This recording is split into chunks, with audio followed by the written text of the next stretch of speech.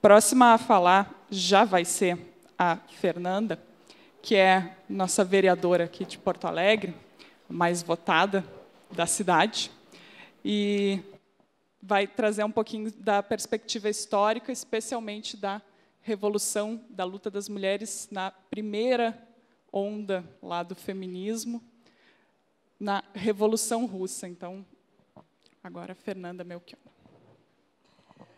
Bom, então, companheiras, embora eu tenha participado da organização do curso, peguei um tema difícil, Suzana, falar em 15 minutos do nosso protagonismo, Pedro Ruas, na luta das mulheres num processo revolucionário que marcou o século passado, que foi a Revolução Russa. E, nesse momento que nós estamos vivendo uma nova onda de luta das mulheres, nada mais importante do que resgatar esse peso nosso na história, que muitas vezes é apagado, e nós poderíamos pegar vários momentos da história, a Revolução Francesa, que também teve luta de mulheres, etc., e que, lamentavelmente, essa história não é contada, mas a gente decidiu pegar o tema da Revolução Russa justamente porque, nesse ano, nós estamos comemorando, ou, enfim, marco centenário, de uma revolução que foi uma revolução que impactou sobremaneira o século passado, abrindo uma etapa revolucionária que influenciou processos de luta no mundo inteiro e que, ao mesmo tempo, embora o stalinismo tenha feito de tudo para desacreditar esse processo e tenha feito verdadeiras barbáries,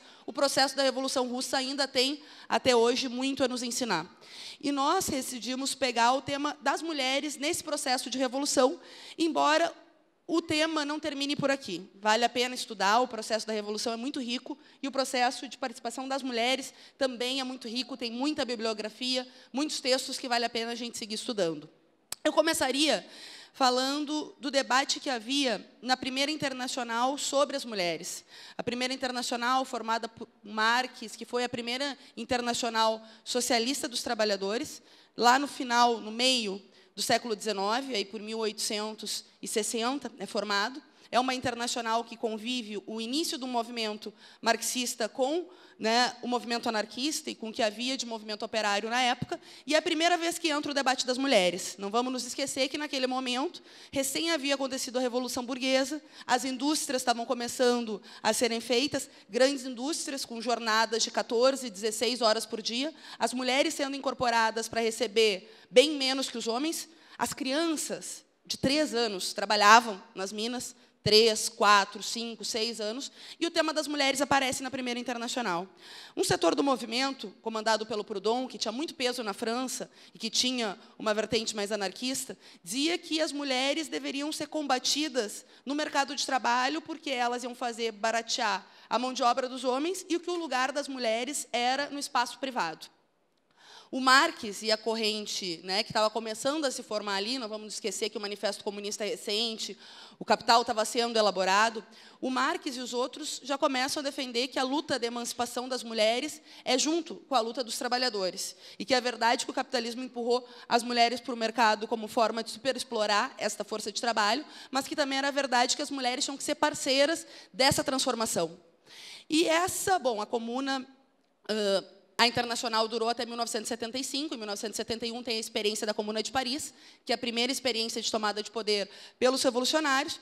A Primeira Internacional termina aí nesse balanço. Depois é feita a Segunda Internacional, já em 1896, se eu não me engano, é formada a Segunda Internacional, que é uma internacional que tem muitos partidos socialistas e partidos trabalhistas, na qual convivem elementos revolucionários e elementos reformistas, e que, de novo, aparece o tema das mulheres, dessa vez colocadas pela primeira vez na história pelas próprias mulheres, porque o movimento de socialistas já tinha formado uma coluna de militantes que começava a discutir o tema das mulheres e que defendia a necessidade, por um lado, dentro do partido, dos partidos socialistas defenderem o sufrágio universal. Não vamos nos esquecer que, nessa época, obviamente, nós não tínhamos direito a voto e havia um movimento recente das sufragistas.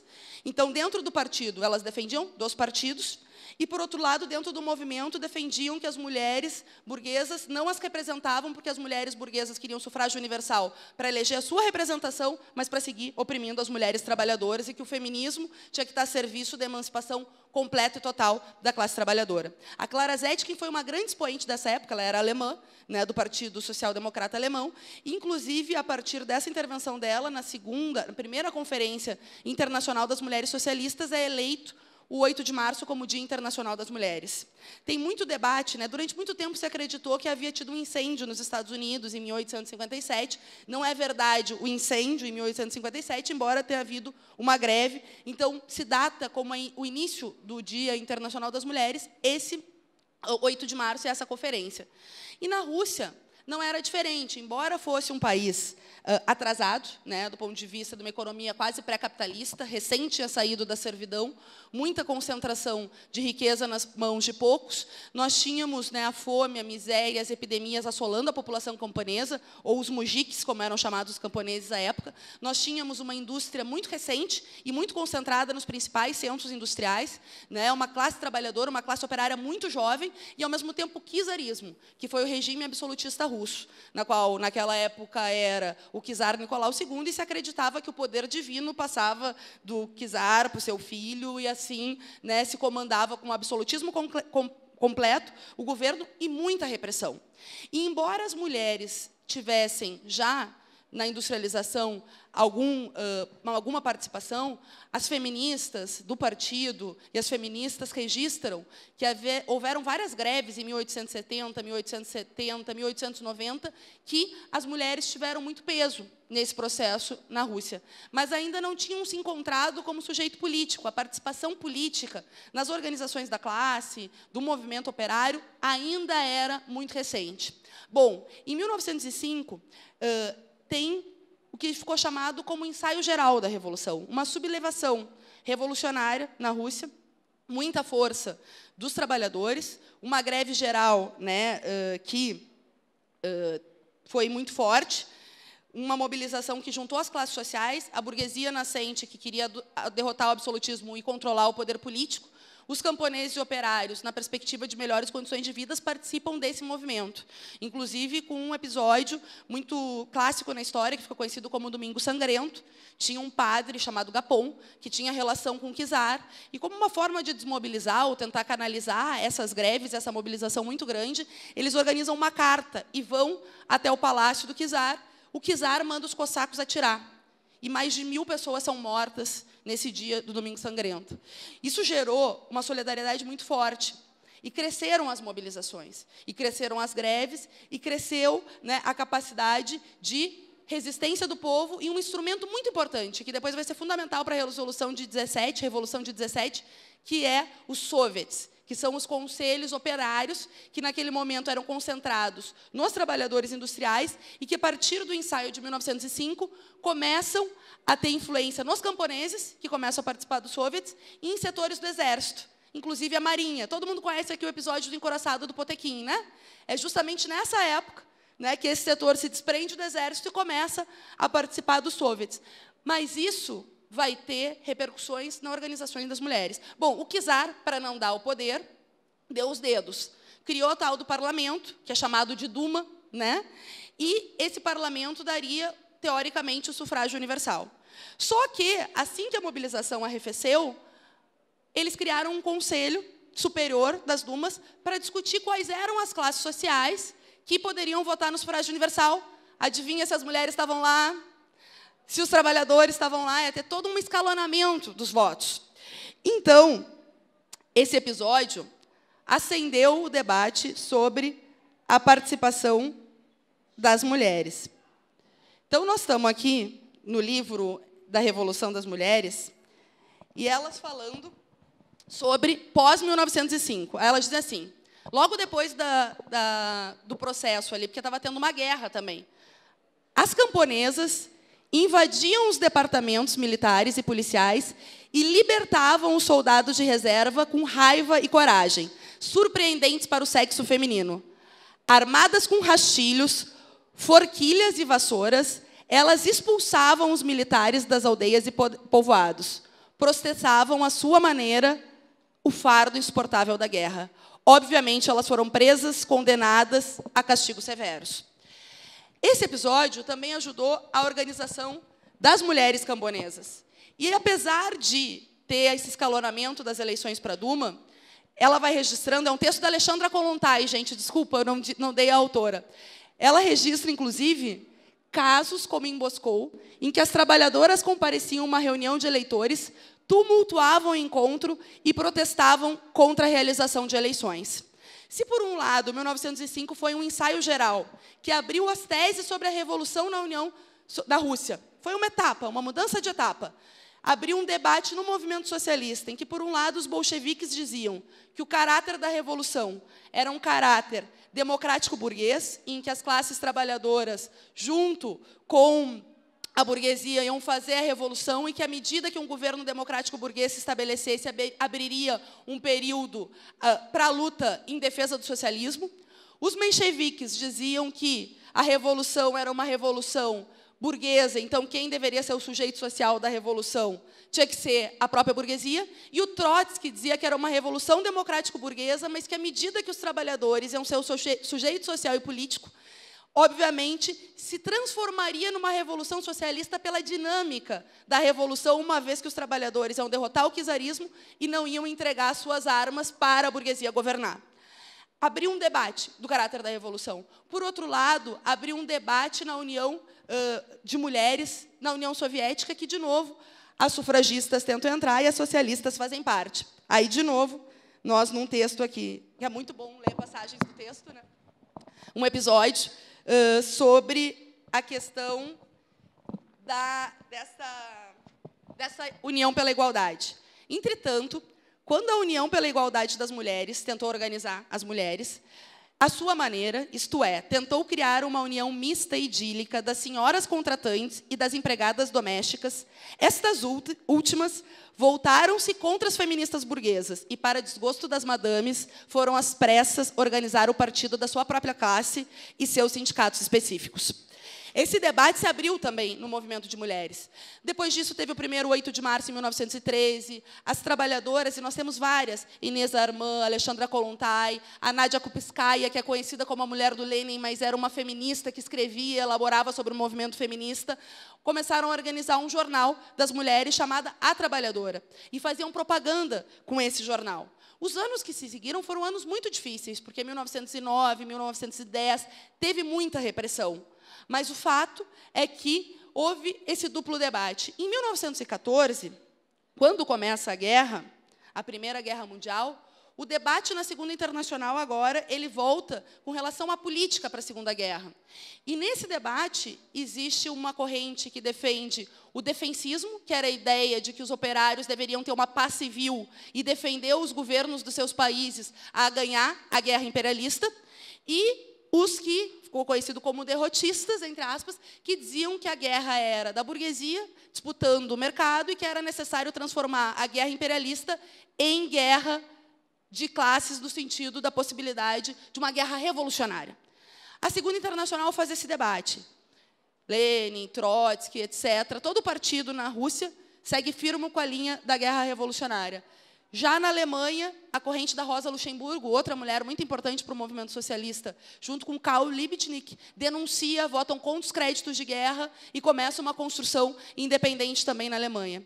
Bom, a Rússia, a situação da classe operária foi muito piorada com a guerra. Imaginem, a desabastecimento, a fome, a carência de matérias-primas, e, ao mesmo tempo em que mais de 14 milhões de homens foram para o fronte lutar por uma guerra que não era sua, mudou o papel das mulheres dentro da sociedade, porque as mulheres foram obrigadas a ir cada vez mais para uma indústria nascente, fazer, né, esses trabalhos, e, ao mesmo tempo que, ao fazer esses trabalhos, também se enxergaram como sujeito político e sujeito social. Não é à toa que a Revolução começa no dia 23 de fevereiro, no calendário deles, que é 8 de março no nosso. E, justamente, nos livros históricos da Revolução, vai ter passagens que se fala que os partidos tinham organizado comícios, partidos tinham organizado manifestações, assembleias, mas as mulheres começam de forma autônoma, na fila do pão, a bater a panela e dizer: chega de guerra, queremos pão, pela volta dos maridos para as casas. E essa mobilização se transforma numa mobilização de massas que vai até o palácio e transforma numa greve geral, que em 27 de fevereiro o czar abdica. Cai o czarismo. As mulheres começaram uma revolução espontânea, a revelia das organizações revolucionárias, que, obviamente, logo depois começaram a acompanhar a mobilização das mulheres, e em 5 dias se derrota um regime de 3 séculos, que foi o czarismo. Ali começa um governo provisório do Kerensky com o príncipe Lvov, que era um governo dos liberais com frações dos reformistas, né? Depois os reformistas se incluem, mas a guerra segue. A guerra ela continua. Então, é preciso resgatar, né, essa questão da guerra, porque nisso saem as teses de Abril. O Lenin estava exilado, escreve as teses de Abril sobre a mudança da orientação dos bolcheviques, aproximando a posição do Lenin com a posição do Trotsky, de que a guerra, a revolução de democrática burguesa se transformava em revolução socialista, aproximando também aquilo que o Trotsky tinha dava pouca importância, que era a importância do partido, mas, ao mesmo tempo, aproximando as caracterizações. E eles começam a se preparar com os soviets fortalecidos, já tem uma situação de duplo poder, que tem um governo provisório e, ao mesmo tempo, tem o controle operário por parte dos soviets, começam a se preparar, agitando nas fábricas, construindo o partido, e, por outro lado, começam também a ver esses tempos da Revolução. Em junho, para vocês terem uma ideia, tem uma sublevação armada dos operários, que os bolcheviques dizem, não, agora não é tempo, nós não temos ainda tudo preparado. Em julho, a extrema-direita tenta dar um golpe armado com o general Kornilov. Os soviets, junto com o governo provisório, derrotam a tentativa de golpe armado. Mas vai se construindo a ideia do Congresso Pan-Russo dos sovietes, camponeses, né, operários e setores do exército, que convocam esse congresso. Não vou poder entrar aqui nos dias que consegue, de fato, derrotar o poder do governo provisório e construir todo o poder aos soviets. A palavra de ordem, da paz, da terra e do pão foi a consigna que mobilizou as massas, mas eu queria resgatar, para ir concluindo, 2 temas. Primeiro, o peso das mulheres nesse processo revolucionário. E 2, essa combinação da mudança do sujeito social e político nesse processo foi determinante para que nós tivéssemos na União Soviética ou na Rússia as primeiras legislações que garantiram, como o Código da Família e da Tutela, que garantiu o casamento civil e a liberdade de divórcio em 1917, gente. No Brasil, a gente conquistou em 1970. Se legalizou o aborto em 1920. Os bolcheviques e as mulheres diziam que, para libertar as mulheres do trabalho doméstico, era necessário ter escola, lavanderia, restaurante público. E elas foram construindo isso. A partir da Guerra Civil, vocês sabem que teve uma guerra civil, em 1918 até 1921.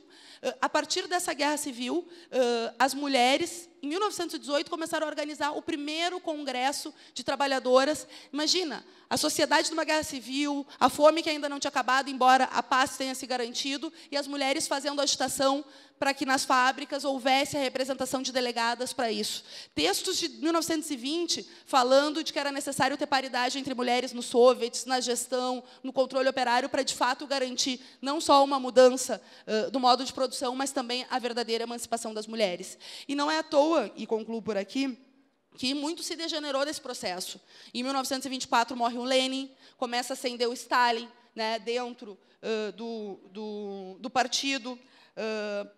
Uma contra-revolução é feita com a tese do socialismo num país só, com os expurgos à oposição de esquerda em 27, 29, e aí o Trotsky monta, na década de 30, a Quarta Internacional, que é o legado dessas internacionais socialistas anteriores, o pacto com o stalinismo, né, lá, germano-soviético, e essa supressão das liberdades, a supressão do próprio partido, começou, né, a suprimir os soviets, e uma nomenclatura mandar no partido, suprimindo os espaços democráticos de debate, se reverteu e também em retrocesso às mulheres. Se revogou a lei do aborto. Em 1936 é publicado um código que reverte o tema do divórcio, e várias conquistas, não é que tire o divórcio, mas dificulta o divórcio, tentando devolver a mulher ao lar. O que é importante nessa história é ver como o centenário de uma revolução tão importante ainda tem muita história para nos ensinar, e que, ao mesmo tempo que sempre tentam nos tirar o papel protagônico da história, as mulheres estavam lá garantindo a vitória de uma das maiores revoluções do século passado.